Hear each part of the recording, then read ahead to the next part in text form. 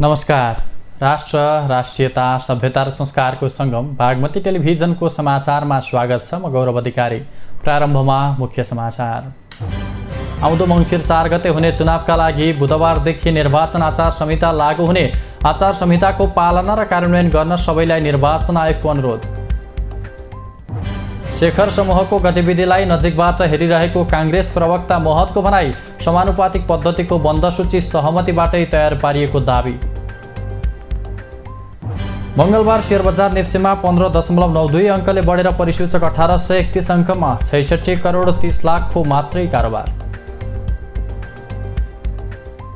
बाढीको प्रकोपमा परेको पाकिस्तानलाई थप $10 मिलियन सहयोग दिने अमेरिकाको घोषणा, रकम खाद्य सुरक्षाका लागि मात्रै खर्च हुने। र गण्डकी प्रदेशमा आयोजना हुने 9औं राष्ट्रिय खेलकुदको उद्घाटन राष्ट्रपति र समापन प्रधानमन्त्रीबाट हुने। असोज 28 देखि कार्तिक 3 गतेसम्म प्रतियोगिता आयोजना हुने।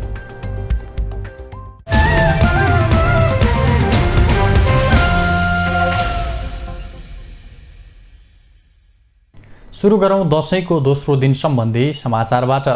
नेपालीहरूको महान पर्व बडा दशैंको दोस्रो दिन मङ्गलबार देवी मन्दिर तथा शक्तिपीठहरूमा माता भगवती ब्रह्मचारिणीको पूजा अर्चना गरिएको छ।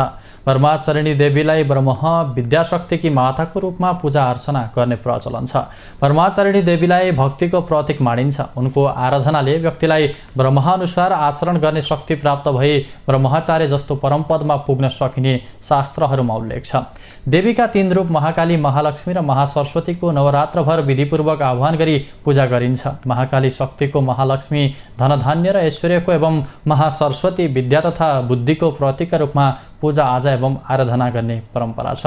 नवरात्रका 9 दिनमा पहिलो दिन शैलपुत्री, दोस्रो दिन ब्रह्मचारिणी, तेस्रो दिन चन्द्रघण्टा, चौथो दिन कुष्माण्डा, 5औं दिन स्कन्द माता, 6औं दिन कात्यायनी, 7औं दिन कालरात्रि, 8औं दिन महागौरी र 9औं दिन सिद्धिदात्रीको पूजा गर्ने प्रचलन छ। नवरात्र सुरु भएसँगै देशभरका शक्तिपीठहरूमा विशेष रौनक छाएको छ। काठमाडौँ उपत्यकाका नक्सल भगवती, शोभा भगवती, दक्षिणकाली, काभ्रेको नाला भगवती, पलाञ्चोक भगवती लगायत देशभरका दुर्गा मन्दिरहरूमा बिहानैदेखि घुइँचो लागेको थियो।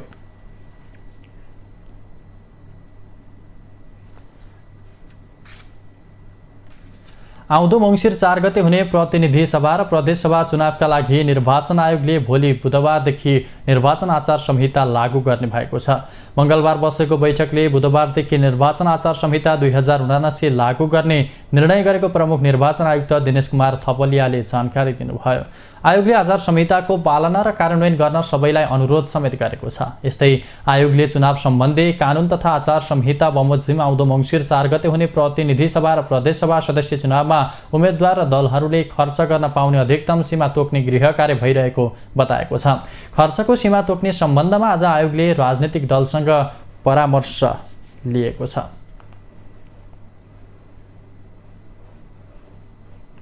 नेपाली काङ्ग्रेसका प्रवक्ता डाक्टर प्रकाश शरण महतले आगामी निर्वाचनका लागि समानुपातिक तर्फको बन्द सूची सहमतिमा तयार पारेको दावी गर्नुभएको छ। मङ्गलबार पार्टी कार्यालय सानेपामा आयोजित पत्रकार सम्मेलनमा पार्टी प्रवक्ता महतले समानुपातिक तर्फको बन्द सूची निर्वाचन आयोगमा पठाउने निर्णय आम सहमतिबाट भएको र यसमा सहमतिबाट पदाधिकारी, पूर्व पदाधिकारी, संसदीय बोर्डका सदस्यहरू संलग्न रहेको बताउनुभयो। उहाँले समानुपातिक तर्फको बन्द सूचीमा कुनै एक पक्षको पक्ष पोषण र अर्को पक्षको कमजोर पार्ने काम नभएको दावी गर्दै एकलौटी गरियो छलफल नै भएन भन्ने कुरामा कुनै पनि सत्यता नरहेको जिकिर गर्नुभयो।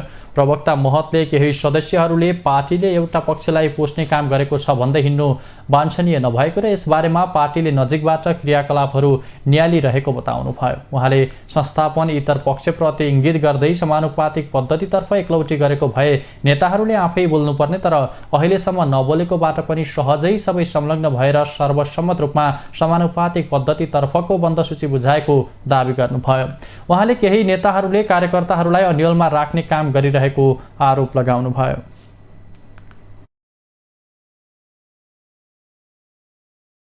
मलाई लाग्छ जे भइराखेको छ त्यो अनावश्यक र त्यसले चाहिँ पार्टी पंक्तिमा एउटा के भएछ जो चाहिँ टाढा हुनुहुन्छ, नजिकबाट यो प्रक्रियालाई चाहिँ हेरिराख्नु भएको छैन, ती साथीहरूलाई चाहिँ अन्योलमा पार्ने काम मात्रै हुन्छ त्यो पार्टीको हितमा छैन।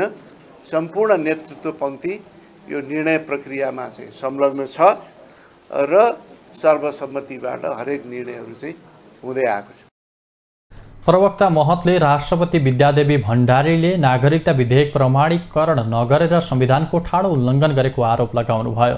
उहाँले 2 पटकसम्म संसदले पारित गरेर राष्ट्रपतिसम्म पुर्याउँदा पनि त्यसलाई हस्ताक्षर गरेर नफर्काउनु दुर्भाग्यपूर्ण रहेको जिकिर गर्नुभयो। प्रवक्ता महतले नागरिकता विधेयक प्रमाणीकरण नगरेर निर्वाचनको मुखमा यसलाई राजनीतिक रङ्ग दिने कोसिस भएको आरोप लगाउनुभयो। उहाँले यो विषय निर्वाचनको बेलामा बहसको विषय बन्ने बताउनुभयो।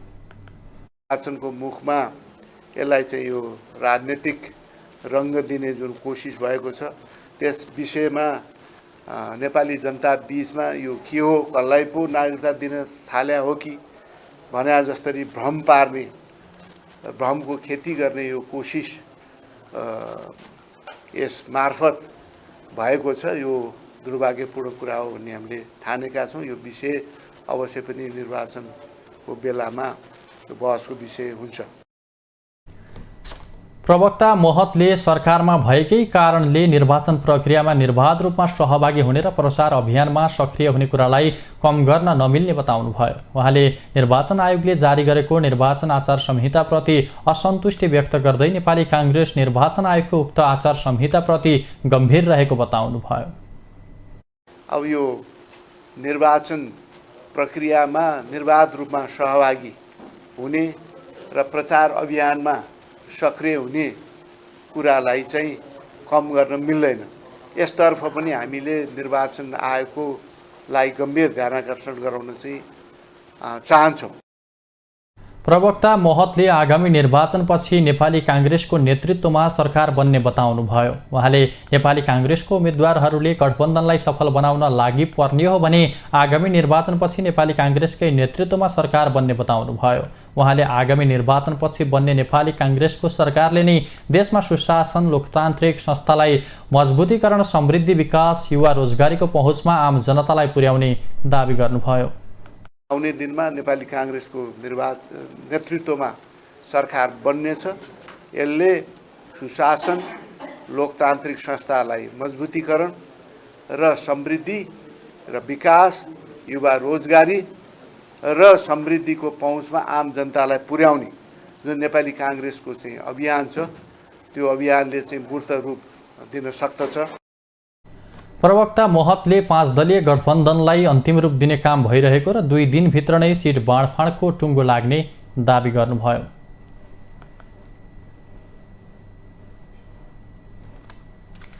काठमाडौँ महानगरपालिकाले दशैं लक्षित बजार अनुगमन गरेको छ। मंगलबार महानगरपालिकाकी उपमेयर सुनिता डङ्गोलको टोलीले दशैं लक्षित बजार अनुगमन गरेको हो। उपमेयर डङ्गोलको टिमले टुकुचा स्थित तरकारी बजार, खाद्यान्न पसल र मासु पसल र खाद्य व्यवस्था तथा व्यापार कम्पनी लिमिटेडको स्टोरहरूमा अनुगमन गरेको हो। टोलीले महानगरभित्र रहेको भित्री पसलहरूमा गएर सामानको बिल रजिस्ट्रेसन गरे नगरेको सामानको उत्पादन मितिको जाँच गरेको थियो। बजार अनुगमनका क्रममा सञ्चारकर्मीहरूसँग कुराकानी गर्दै उपमेयर डङ्गोलले बजारमा खाद्य वस्तु धेरै बेचिरहेको पाइएको बताउनुभयो। उहाँले जानेर बजारमा उपभोक्ताहरूलाई ठग्ने र अखाद्य सामग्री बेच्नेहरूलाई कानुन अनुसार कारबाही गर्ने चेतावनी दिनुभयो। र आज सरस्वती हामी जति ठाउँमा गयौँ त्यहाँ चाहिँ अखाद्य नै बेचिरहेको देखिनौँ। जस्तो यहाँ पनि प्याकेजिङको प्रब्लमहरूको कुराहरू आयो, कति कुरा चाहिँ अखाद्य कुरा पनि खाद्यसँग मिसाइएको पनि कुरा आयो। तर त्यो कुराहरू चाहिँ सुधार्न सक्ने पक्षहरूलाई हामीले पहिलो प्राथमिकता नै दिएका छौँ। र डेटको कुराहरू हेरिराख्दाखेरि पनि अघि पनि उठेको थियो, डेट एक्सपायर भइसकेको छैन तर क्लोज टु एक्सपायरी डेट चाहिँ भएकोहरूलाई पनि हामीले बजारमा नलग्नको लागि हामीले सुझाव पनि त्यसरी नै राखेका छौँ। अनुगमनका क्रममा खाद्य विभागमा उत्पादित मिति मेटिएको खाद्य सामग्री पाइएको थियो, जसमा खाद्य व्यवस्था तथा व्यापार कम्पनी लिमिटेडकी तर्फबाट बागमती प्रादेशिक प्रमुख ज्ञानु थापाले मिति सकिएका खाद्य सामग्री विभागले नबेचेको दाबी गर्नुभयो।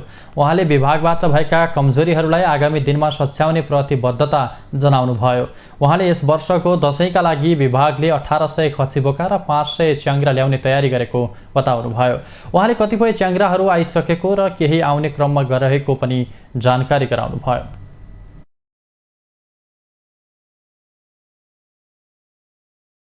500 चाहिँ च्याङ्ग्रा ल्याउने हाम्रो लक्ष्य छ। अब कतिपय च्याङ्ग्राहरू हाम्रो गोदाममा पनि हाम्रो उसमा पनि प्राप्त भइसकेको छ, अझै आउने क्रममा छ, बाटोमै छ होइन। मूल्यको कुरा त म बिक्री गर्ने हाम्रो यो कार्यान्वयन गर्ने निकाय हो, मलाई व्यवस्थापनबाट विभागबाट सम्बन्धित विभागबाट यो बिक्री लागत हाम्रो कायम गरेपछि बिक्री मूल्य दिइसके पछाडि मार्च गर्छु। त्यस्तै उपभोक्ता अधिकार अनुसन्धान मञ्चका अध्यक्ष माधव तिमिल सिन्हाले उपभोक्तालाई खाद्य सामग्री प्रदान गर्ने कुरामा राज्य जिम्मेवार नबनेको आरोप लगाउनुभयो। उहाँले सरकारी संस्थाहरूमा नै अखाद्य सामग्री भेटिएको भन्दै सरकारी संस्थाहरू सबैभन्दा बढी पारदर्शी र स्वास्थ्य रहन आवश्यक रहेको बताउनुभयो। नेपालको संविधानले नै स्थानीय बजार व्यवस्थापन अनुगमन जिम्मेवार स्थानीय तहले दिएको छ नि त, जिम्मेवार बन्नु पर्यो। आज हामीलाई कुनै शङ्का छ भने हामी नमुना पनि लिनु पर्यो नि त। हामीले यहाँ नमुना लिन सकेनौँ, नमुना लिएका छैनौँ। नमुना लिएर नमुना परीक्षण गरिसकेपछि मात्रै त्यो खानेकुरा खाद्य अखाद्य भन्न सक्नुपर्छ। देखिएका भरमा यो राम्रो छ भने भन्न सकिँदैन, यो नराम्रो भन्न सकिँदैन। त्यस कारणले सबभन्दा ठुलो कुरा चाहिँ सङ्घीय सरकार सबभन्दा बढी जिम्मेवार बन्नु पर्यो र सँगसँगै त्यो स्थानीय सरकार सबैभन्दा अझ बढी चाहिँ जिम्मेवार बन्नुपर्छ।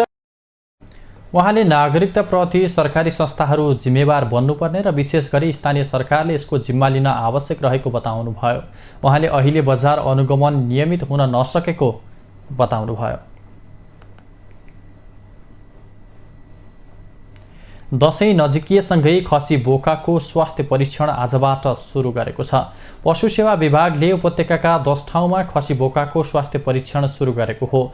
यो क्रम दशैंको नवमीसम्म जारी रहनेछ। त्यसका लागि 50 जना पशु चिकित्सकको टोली खटिएको छ। पशु सेवा विभागका वरिष्ठ पशु विकास अधिकारी डाक्टर चन्द्र ढकालका अनुसार खसी बोकाको स्वास्थ्य परीक्षण गरेर स्वास्थ्यकर खसी बोकाको सिङमा हरियो र अस्वास्थ्यकारको सिङमा रातो रङको स्टिकर लगाइनेछ। कलङ्की, टुकुचा, चन्द्रागिरी, चाल्नाखेल, बालाजु, टोखा, बल्खु, लोखन्थली, सल्लाघारी लगायत क्षेत्रमा स्वास्थ्य परीक्षण हुन लागेको हो।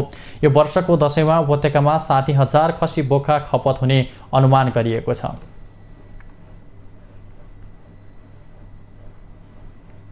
समाचारमा एकैछिन विश्राम।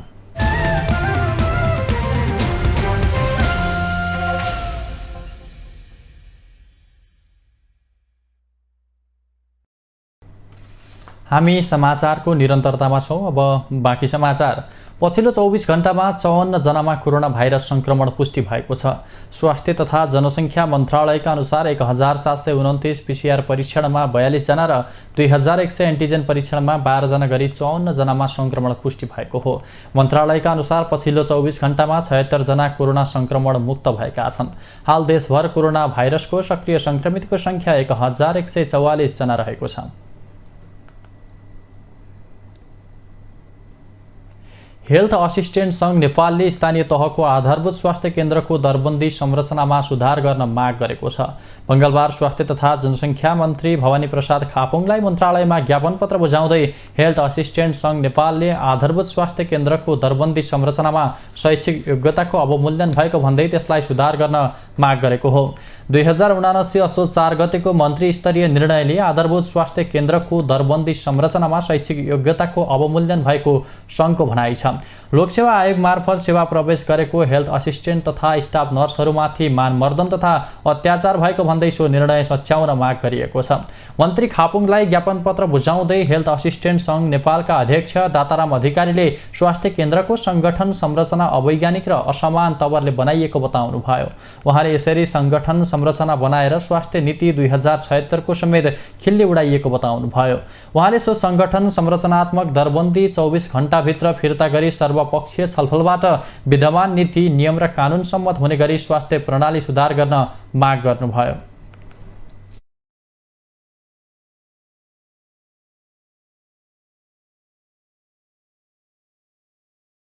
बाट बनाइएको संगठन संरचनाले जनसमुदायलाई गुणस्तरीय स्वास्थ्य सेवा प्रदान गर्न भनी ल्याएको स्वास्थ्य नीति 2076 लाई समेत खिल्ली उडाउँदै कर्मचारीहरू बीच झैझगडा गराउने र समग्र स्वास्थ्य प्रणालीलाई नै ध्वस्त बनाउने हुँदा तत्काल यो संगठन संरचनात्मक दरबन्दी 24 घण्टाभित्र फिर्ता गरी सर्वपक्षीय छलफलबाट विद्यमान नीति नियम र कानुन सम्बद्ध हुने गरी समस्त स्वास्थ्य प्रणाली सुधारमा लाग्न यस सङ्घ जोरदार माग गर्दछ। यदि हाम्रो माग सम्बोधन नगरे कडा रूपमा चरणबद्ध आन्दोलनका कार्यक्रमहरू घोषणा गर्न बाध्य हुनेछौँ र सोको जिम्मेवार स्वास्थ्य मन्त्रालय हुनेछ। ज्ञापन पत्र बुझ्दै स्वास्थ्य तथा जनसङ्ख्या मन्त्री भवानी प्रसाद खापुङले सङ्घको मागप्रति आफ्नो ध्यानाकर्षण भएको बताउनुभयो। उहाँले यस विषयमा छलफल गर्ने र त्रुटि भएको ठाउँमा सच्याउने आश्वासन पनि दिनुभयो। यहाँहरूले भनेअनुसारको के रहेछ अब हामी गम्भीर ढङ्गले चाहिँ बसेर छलफल गर्नेछौँ, त्यसलाई केलाउनेछौँ र अब त्रुटि आएर छ भने सच्याइनेछ, अब बुझाबुझै तलमाथि परेर छ भने बुझाबुझ गरौँला। हेल्थ असिस्टेन्ट सङ्घ नेपालले आफूहरूको माग सम्बोधन नभएमा चरणबद्ध आन्दोलनको कार्यक्रम घोषणा गर्ने चेतावनी पनि दिएको छ।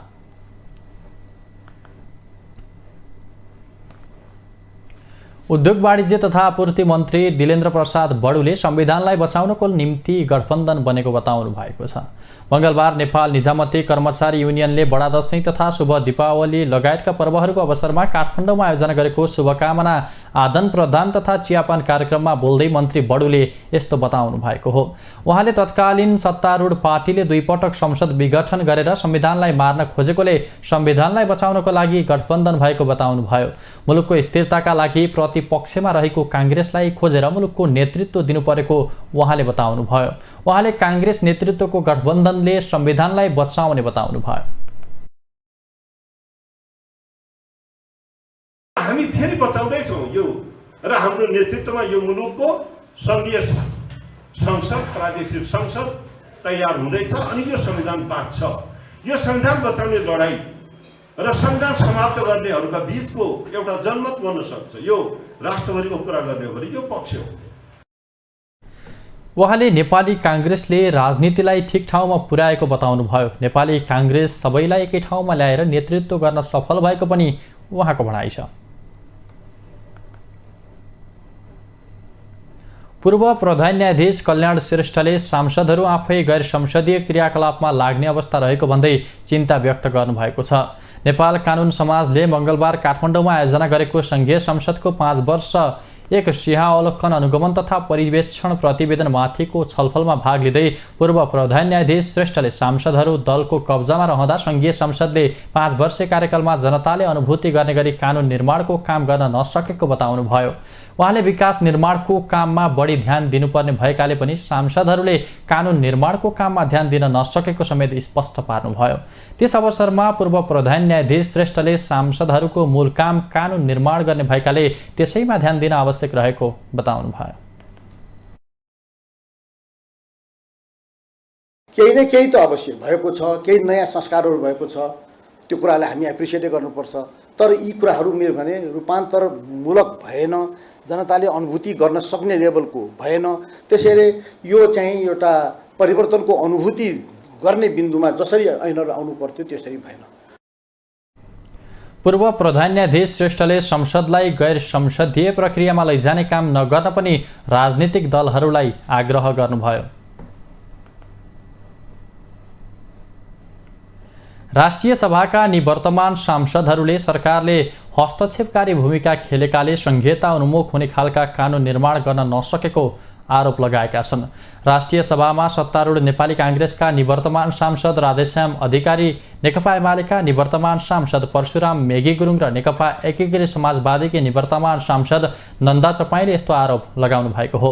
नेपाल कानुन समाजले मङ्गलबार काठमाडौँमा आयोजना गरेको एक कार्यक्रममा बोल्दै सत्तारूढ दल नेकपा एकीकृत समाजवादीकी निवर्तमान सांसद चपाईले संविधान विपरीत गएर नागरिकता विधेयक रोक्ने काम राष्ट्रपति विद्यादेवी भण्डारीबाट भएको उल्लेख गर्दै त्यसबारे न्याय दिन न्यायालयको ध्यान आकर्षण गराउनुभयो। संविधानले अनुमति नदिएको सो विधेयक रोक्ने काम गरेर राष्ट्रपति भण्डारीले संविधान विपरीत काम गरेकाले न्यायालयले त्यसबारे जवाब दिन ढिलाइ गर्न नहुने उहाँले पटक पटक दोहोर्याउनुभयो।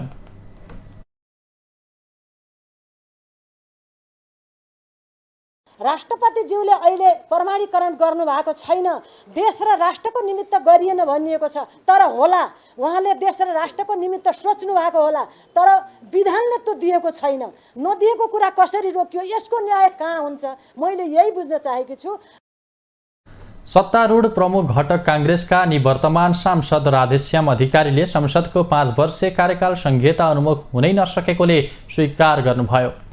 उहाँले संघीयताको हिमायती हौं भन्ने दलहरूका मन्त्रीहरूले संघीयता अनुसारको अधिकार तल पठाउने काममा हस्तक्षेप गरेकाले सांसद र संसदीय काम कारबाही संघीयता उन्मुख हुन नसकेको आरोप लगाउनुभयो। हामी सबभन्दा ठुलो हिमायती हुन् भन्ने पार्टीका मान्छेहरू जो मन्त्री भएर आउनुभयो, उहाँको केन्द्रीकृत मानसिकताको कर्मचारीलाई त म सोध्दिनँ। ब्युरोक्रेसी त्यही कुरामा सेट अप छ, त्यो कुरामा केही छैन। तर जो मान्छे ती दलहरूबाट आउनु भएको छ जसले हामी संहिताका पक्षधर भए भनेर जहाँ पनि भन्न छोड्नुहुन्न। उहाँहरू मन्त्री भएर आएको ठाउँमा यति तपाईँको हस्तक्षेप गर्नुभएको छ, संहितामा पावर नदिने कुरामा यति उहाँ सशक्त हुनुभएको छ, त्यो यो कुरा गरिसकेकै छैन। यता एमालेका निवर्तमान सांसद परशुराम मेगी गुरुङले संसदको काम कारबाहीलाई प्रभावकारी बनाउने हो भने सांसदहरूले खेल्ने भूमिकाको सूची नै बनाएर अघि बढ्नुपर्ने आवश्यकता उल्याउनुभयो।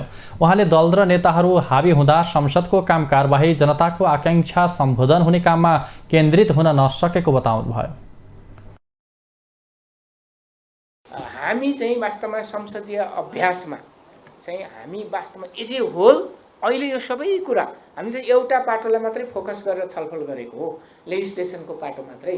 तर यो एज ए होल संसदको होल प्रक्रिया विधायकी र गैर विधायकी सबै कामको इभ्यालुएसन गर्ने हो भन्दाखेरि चाहिँ होलिस्टिक चाहिँ इभ्यालुएसन गर्ने हो भन्दाखेरि चाहिँ गर्न चाहिँ जरुरी हुने रहेछ। गुरुङले विधायकीहरूले खुलापनका साथ छलफल गर्ने अवसर नपाएकाले संघीय संसदको 5 वर्षे कार्यकाल उपलब्धिमूलक हुन नसकेको बताउनुभयो। समाचारमा एकैछिन विश्राम।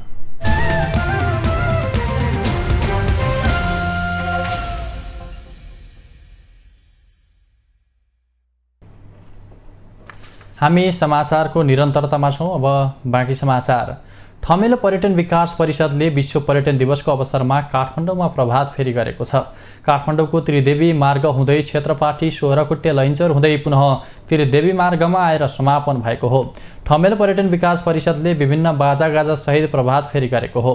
प्रभात फेरी कार्यक्रम पछि बोल्दै ठमेल पर्यटन विकास परिषदका अध्यक्ष भविश्वर शर्माले विभिन्न पर्यटनसँग सम्बन्धित सङ्घ संस्थाको व्यक्तिहरू भेला भएर विश्व पर्यटन दिवसको अवसरमा प्रभात फेरी गरेको बताउनुभयो। उहाँले आज दिउँसो स्थानीय र विभिन्न सङ्घ संस्थाहरूसँग मिलेर सांस्कृतिक कार्यक्रम गर्ने बताउनुभयो। त्यस्तै आज नै परिषदले विभिन्न क्लबसँग मिलेर रक्तदान लगायतका कार्यक्रम गर्ने पनि बताउनुभयो।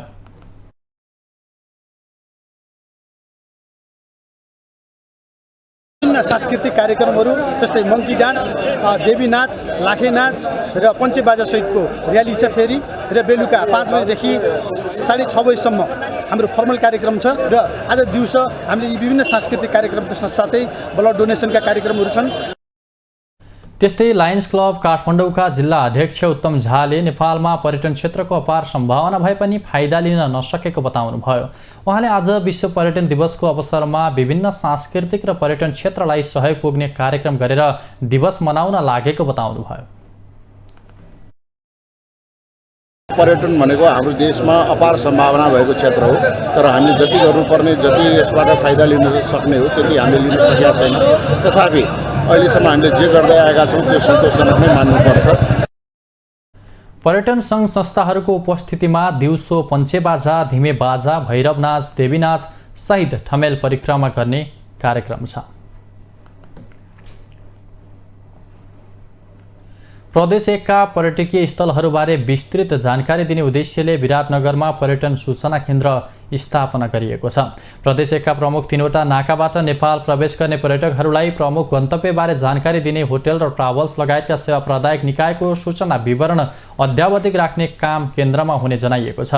पर्यटकीय क्षेत्र र तीसँग सम्बन्धित विस्तृत सूचनाहरू केन्द्रले उपलब्ध गराउनेछ। महासङ्घ प्रदेश 1 समितिको पहलमा पर्यटन व्यवसायी एवं सरकारवालाहरूको सक्रियतामा केन्द्र स्थापना गरिएको हो। महासङ्घको पहलमा संस्कृति, पर्यटन तथा नागरिक उड्डयन मन्त्रालय अन्तर्गत सूचना केन्द्र स्थापना गरिएको हो। उद्योग वाणिज्य महासङ्घ प्रदेश नम्बर 1 समितिको बरघाँची स्थित कार्यालयमा उक्त केन्द्र राखिएको छ।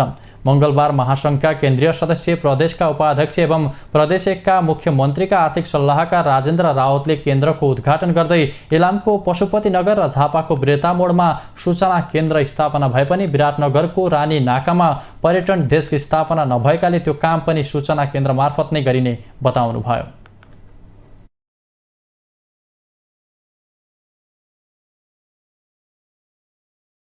नगरपालिका र केन्द्रको भएको थियो त्यो सम्झौता अनुसार प्रदेश सरकारले त्यसमा लगानी गर्न सक्ने भयो र स्थानीय सरकार नगर्ने भएले केन्द्रलाई नै हामीले नै अनुरोध गरेर केन्द्रले कुछ रकम हालिदिएर हुन्छ भने जग्गा अधिग्रहणलाई चाहिँ क्षेत्रीय एयरपोर्ट निर्माण गर्नुको लागि भनेर चाहिँ माग गर्दाखेरि चाहिँ जुन पहिला सम्झौता गरेर खारिज गरेर चाहिँ अहिले फुक्का गरेको अवस्था छ भनेदेखि त्यसलाई चाहिँ आगामी बजेटमा चाहिँ क्षेत्रीय एयरपोर्टको लागि चाहिने जग्गा अधिग्रहण गर्ने भन्ने कुरा पनि यहाँ जानकारी गराउन चाहन्छु।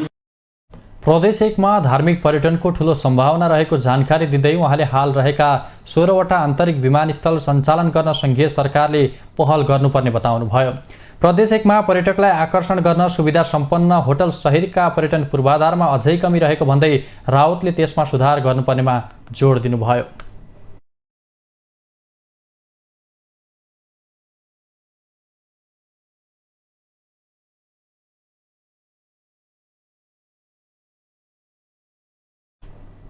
अब आर्थिक समाचार।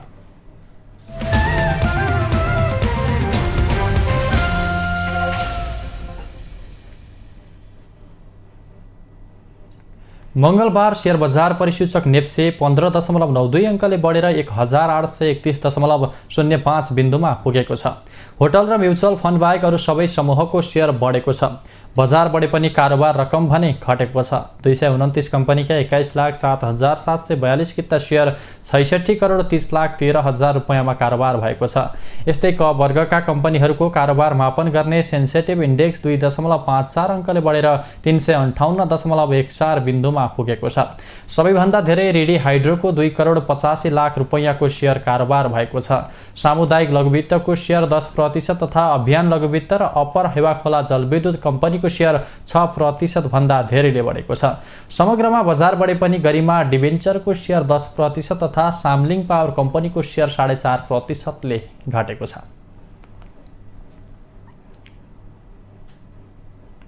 अमेरिकी डलरको भाउ अहिलेसम्मकै उच्च 130 रुपैयाँ 90 पैसा बिक्री दर पुगेको छ। नेपाल राष्ट्र बैंकले मंगलबारका लागि 1 अमेरिकी डलरको विनिमय दर 130 रुपैयाँ 90 पैसा तोकेको थियो। गएको शनिबार डलरको भाउ 129 रुपैयाँ 89 पैसा पुगेको थियो।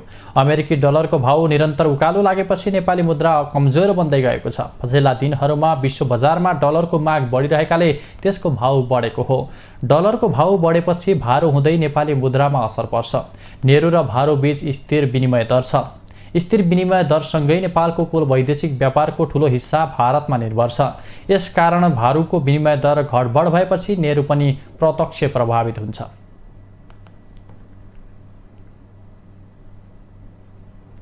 आगामी असोज 24 गतेदेखि ग्रीन हाइड्रोजन सम्मेलन हुने भएको छ। मंगलबार पत्रकार सम्मेलन गरी यसबारेमा जानकारी गराइएको हो। MIT group foundation, global NRN foundation, अर्थ मन्त्रालय र ऊर्जा जलस्रोत तथा सिँचाइ मन्त्रालयको संयुक्त आयोजना आगामी असोज 24 गतेदेखि 2 दिन नेपाल ग्रीन हाइड्रोजन समिटको पहिलो संस्करण हुने भएको हो। नेपाल हरित हाइड्रोजन सम्मेलन पग्लिँदै गरेको हिमालको लागि एन्टिडोज भन्ने नाराका साथ आयोजना गरिएको आयोजकले बताएको छ। सम्मेलनको मुख्य उद्देश्य जलवायु परिवर्तन असर न्यूनीकरण तथा आर्थिक समृद्धि हासिल गर्न स्वच्छ ऊर्जा क्षेत्र र दिगो जलवायु अनुकूलका पूर्वाधारमा लगानी अभिवृद्धि गर्ने रहेको आयोजक नेपाल ग्रीन हाइड्रोजनले जनाएको छ। MIT ग्रुप फाउन्डेसनका अध्यक्ष एवं गैर आवासीय नेपाली सङ्घका पूर्व अध्यक्ष शेष घलेले नेपालमा ग्रीन हाइड्रोजनको उत्पादनका लागि पूर्वाधार र स्रोत उल्लेख्य भए पनि व्यावसायिक रूपमा कसरी अगाडि बढ्न सकिन्छ भन्ने अध्ययन गर्न आवश्यक रहेको बताउनुभयो। उहाँले हाल नेपालमा हाइड्रोजन सम्बन्धी कानुनी व्यवस्था नै नरहेको जिकिर गर्नुभयो।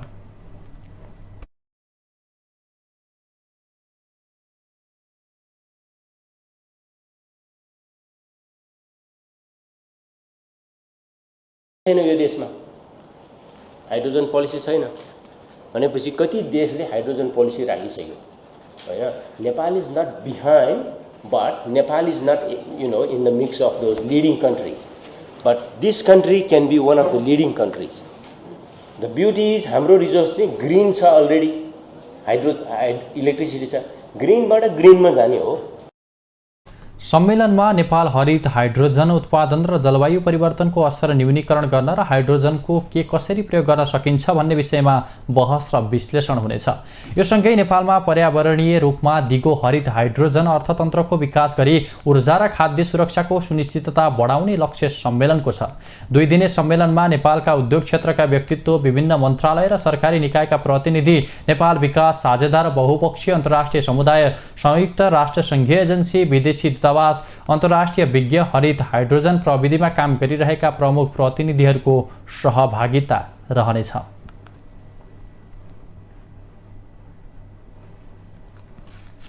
नेपाल उद्योग वाणिज्य महासङ्घका उपाध्यक्ष दिनेश श्रेष्ठले बैंकहरूले ब्याज दर बढाएर उद्योगी व्यवसायीहरूलाई ठगी गरेको बताउनु भएको छ।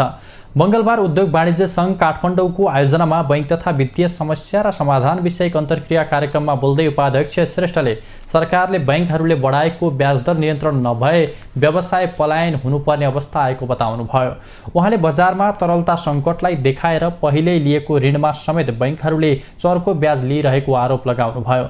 उपाध्यक्ष श्रेष्ठले बैंकहरूले निक्षेपको ब्याज दर बढाएर निक्षेप सङ्कलन गरी त्यसमा प्रिमियम जोडेर ऋणमाथि थप बोझ थपेको बताउनुभयो। उपाध्यक्ष श्रेष्ठले राष्ट्र बैंकले नै बैंकहरूलाई ब्याज बढाउन छुट दिएको आरोप लगाउनुभयो। उहाँले बैंकहरूले बढाएको 15% ब्याज स्वाभाविक नभएको भन्दै ब्याज दर वृद्धिको समस्या समाधानको लागि व्यवसायी बैंक, राष्ट्र बैंक र सरकार मिलेर जानुको विकल्प नभएको जिकिर गर्नुभयो।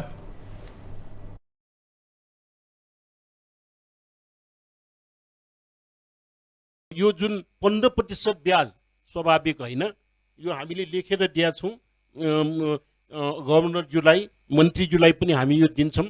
यसको लागि के त भन्दा बैंकले 15% देओस्, 20% ब्याज देओस् निक्षेपमा, त्यो हाम्रो सरोकारको कुरो होइन।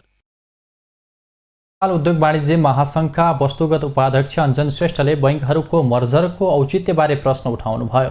उहाँले खुल्ला बजार अर्थतन्त्र लागू हुँदै गर्दा धमाधम बैंकको लाइसेन्स बाँडिएको र अहिले बैंकको सङ्ख्या घटाउँदै किन मर्ज गर्न लागेको भन्दै प्रश्न गर्नुभयो। श्रेष्ठले अर्थतन्त्रमा देखिएको समस्यामा निजी क्षेत्र मात्रै धैर्य भएर बस्नुपर्ने हो भन्दै प्रश्न गर्नुभयो। उहाँले अहिले व्यवसायीहरूको दशैंको अवस्थामा पनि 80% व्यापार कम भएको बताउनुभयो। बैंकले कमाएको हिसाबले हेर्दाखेरि आफ्नो व्यापारको बारेमा सोच्नै नपर्दैछ। व्यापार छैन, व्यापार कहाँनिर पुगेको छ। तपाईँको चाहिँ यदि होलसेल व्यापारको कुरा गर्ने हो भने 80% घटेको छ, रिटेल व्यापारको कुरा गऱ्यो भने 60% घटेको परिस्थितिहरू छ।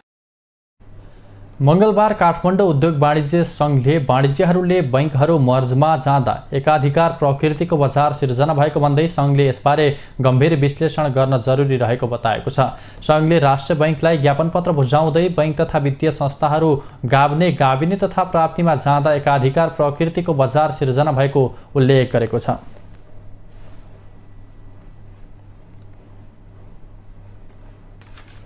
सरकारले वैदेशिक रोजगारीका क्रममा ठगीमा पर्नेहरूलाई चालु आर्थिक वर्षमा 48 करोड रुपैयाँ भन्दा बढी क्षतिपूर्ति उपलब्ध गराएको छ।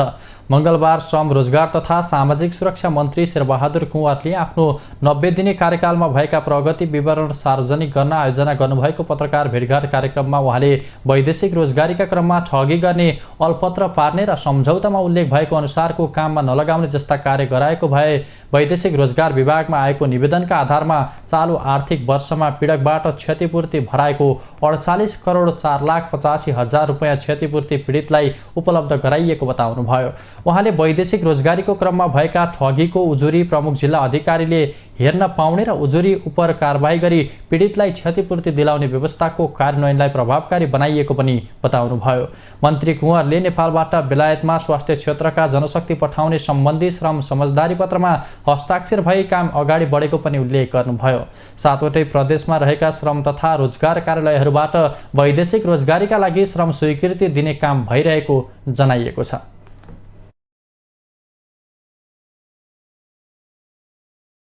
तथा पुनः श्रम स्वीकृतिको कामलाई पूर्ण रूपमा अनलाइन प्रणालीमा आबद्ध गरिएको छ। यसबाट श्रम स्वीकृतिको लागि भौतिक उपस्थिति हुनुपर्ने बाध्यताको अन्त भएको छ।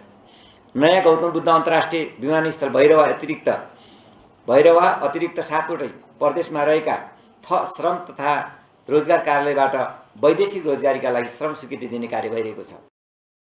मन्त्री कुँवरले प्रधानमन्त्री रोजगार कार्यक्रम, युवा रोजगारीका लागि रूपान्तरण पहल परियोजना, रोजगार प्रवर्धन कार्यक्रम र वैदेशिक रोजगारीबाट फर्किएका व्यक्तिहरूको पुनः एकीकरण परियोजना प्रदेश तथा स्थानीय तहबाट हुने गरी कार्यान्वयन गरिएको उल्लेख गर्नुभयो। उहाँले श्रमिक अस्पतालको निर्माण सम्भाव्यता अध्ययन कार्यदलले अस्पताल निर्माण सम्भाव्य स्थलको पहिचान गर्ने सम्बन्धी प्रतिवेदन तयार भई जग्गा प्राप्तिको प्रक्रिया अगाडि बढेको बताउनुभयो। श्रम बजारमा प्रवेश गर्ने जनशक्तिलाई स्वदेशमै रोजगारी उपलब्ध गराउने उद्देश्यले व्यावसायिक सिप तथा तालिम प्रदान गर्ने कार्यक्रम सञ्चालन भइरहेको उहाँको भनाइ छ। देशको श्रम बजारमा प्रवेश गर्ने सम्पूर्ण जनशक्तिलाई स्वदेशमा नै रोजगारी उपलब्ध गराउने उद्देश्यले उनीहरूको क्षमता विकास गरी व्यावसायिक सिप तथा तालिम प्रदान गर्ने कार्यक्रमलाई प्रभावकारी रूपमा सञ्चालन गर्ने काम भइरहेको छ।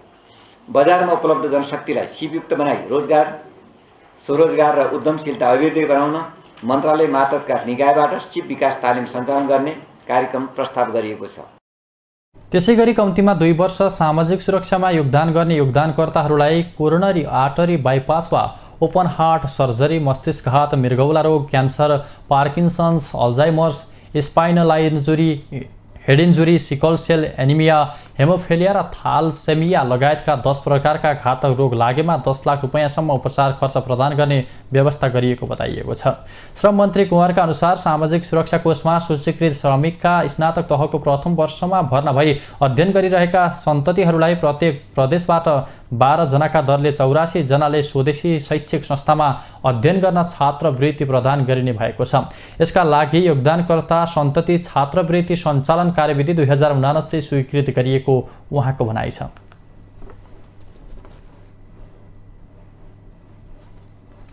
अब अन्तर्राष्ट्रिय समाचार।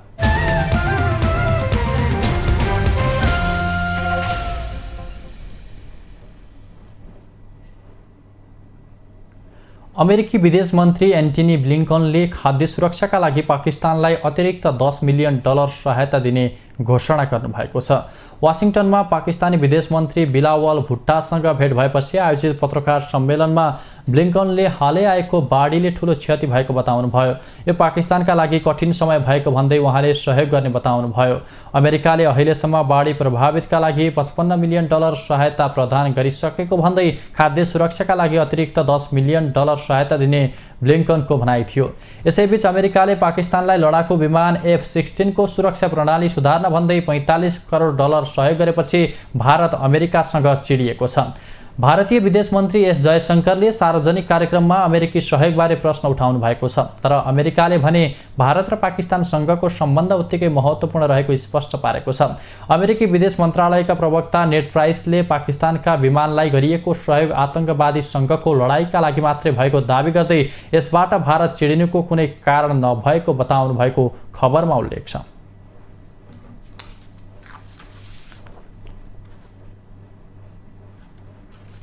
अब खेलकुद समाचार।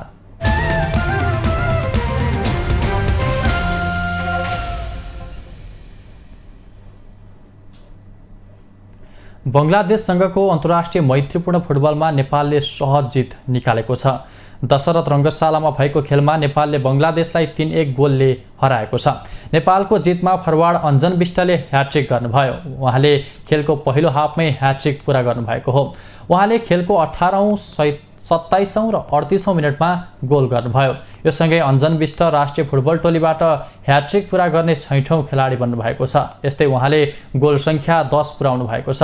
यस्तै बङ्गलादेशका लागि खेलको 57औं मिनटमा मोहम्मद टुटुल हुसेन बादशाहले सान्त्वना गोल गर्नुभयो। यो खेलसँगै नेपाल र बङ्गलादेश बीच अहिलेसम्म 27 पटक भेट हुँदा बङ्गलादेश 14 खेलमा विजयी भएको छ। यस्तै नेपाल 8 खेलमा विजयी हुँदा 5 खेल बराबरीमा सकिएको छ।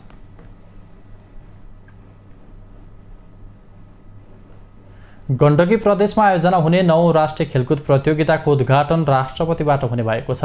अन्तर्राष्ट्रिय खेलकुद परिसर 7 बाटोमा 9औं राष्ट्रिय खेलकुद तयारी तथा व्यवस्थापन समितिले मङ्गलबार आयोजना गरेको कार्यक्रममा बोल्दै राष्ट्रिय खेलकुद परिषदका सदस्य सचिव टङ्कलाल घिसिङले बताउनुभयो। उहाँले 9औं राष्ट्रिय खेलकुदको लागि सोमबारसम्म करिब 5500 खेलाडीहरू दर्ता भएको जानकारी दिनुभयो। उहाँले नेपाल आर्मी र सुदूरपश्चिमले आफ्ना 100% खेलाडीको दर्ता गरिसकेका र अन्य प्रदेशका भने केही खेलाडीहरू ड्राफ्टमा रहेको बताउनुभयो।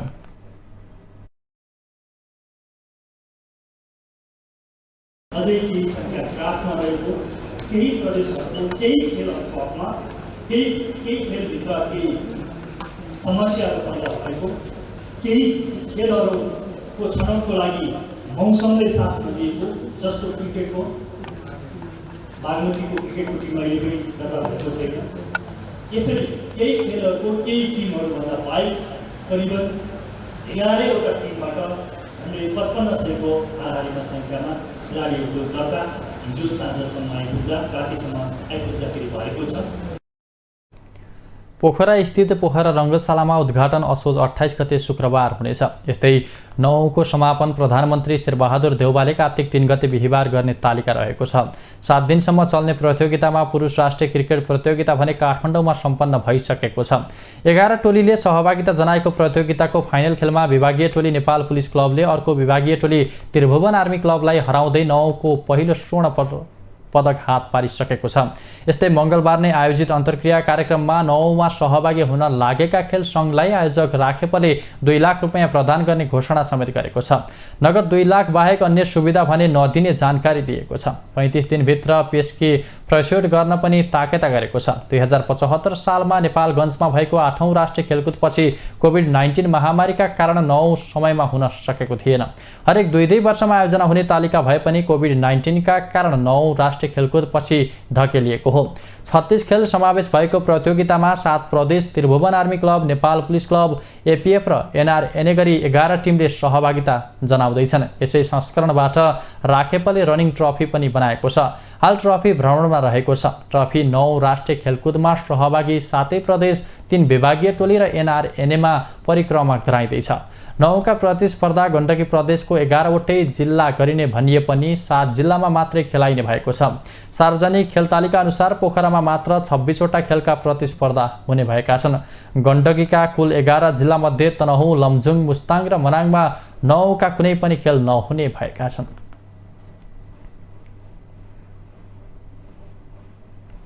अन्तर्राष्ट्रिय क्रिकेट परिषद आइसिसीले आगामी अक्टोबरमा अस्ट्रेलियामा आयोजना हुने पुरुष टी20 विश्वकप अघि हुने अभ्यास खेलको तालिका सार्वजनिक गरेको छ। आइसिसी पुरुष टी20 विश्वकप 2022 को अभ्यास खेल मेलबर्न र ब्रिस्बेनमा हुनेछ। पहिलो चरणका टोलीले अक्टोबर 10 देखि 13 सम्म मेलबर्न क्रिकेट ग्राउन्ड र जक्सन ओभलमा अभ्यास खेल खेल्नेछन्। सुपर 12 राउन्डमा सिधै छनौट भएका टोलीले अक्टोबर 17 र 19 मा ब्रिस्बेनमा अभ्यास खेल खेल्नेछन्। पहिलो अभ्यास खेल वेस्ट इन्डिज र युएई बीच अक्टोबर 10 मा जक्सन ओभलमा हुनेछ। स्कटल्यान्डले नेदरल्यान्डसँगको सामना गर्नेछ भने श्रीलङ्काले जिम्बाब्वेसँगको सोही दिन खेल्नेछ। आयोजक तथा साबिकको विजेता अस्ट्रेलियाले आफ्नो पहिलो र एकमात्र अभ्यास खेल अक्टोबर 17 मा गवामा भारतसँग खेल्नेछ। भारतले 2 दिनपछि न्युजिल्यान्डसँग पनि सोही मैदानमा खेल्नेछ। अभ्यास खेलले आधिकारिक टी20 अन्तर्राष्ट्रिय मान्यता भने पाउने छैन। अब मौसम सम्बन्धी जानकारी।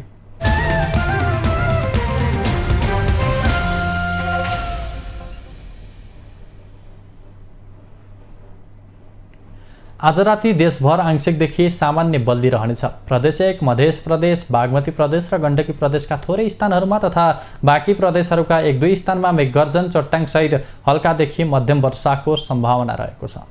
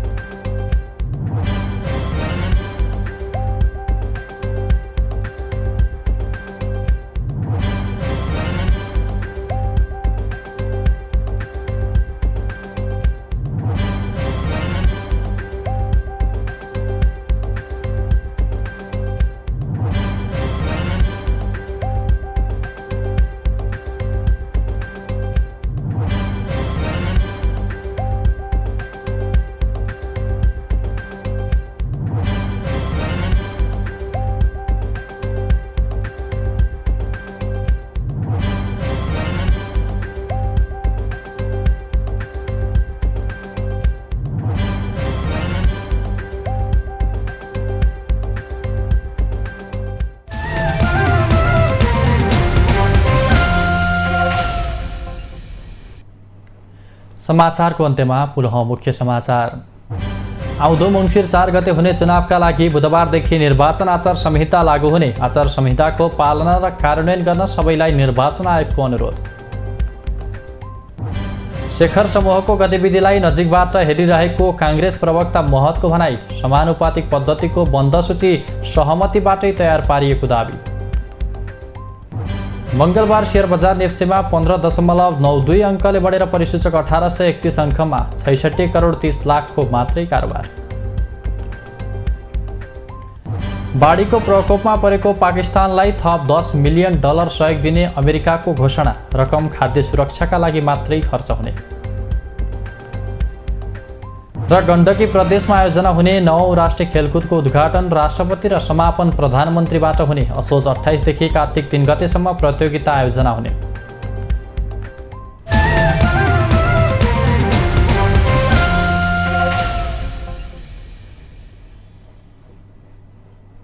राष्ट्र, राष्ट्रियता, सभ्यता र संस्कार संरक्षणमा समर्पित बागमती टेलिभिजनमा प्रसारण भइरहेको समाचार अहिलेलाई यति नै। हेर्दै रहनुहोला बागमती टेलिभिजन। नमस्कार।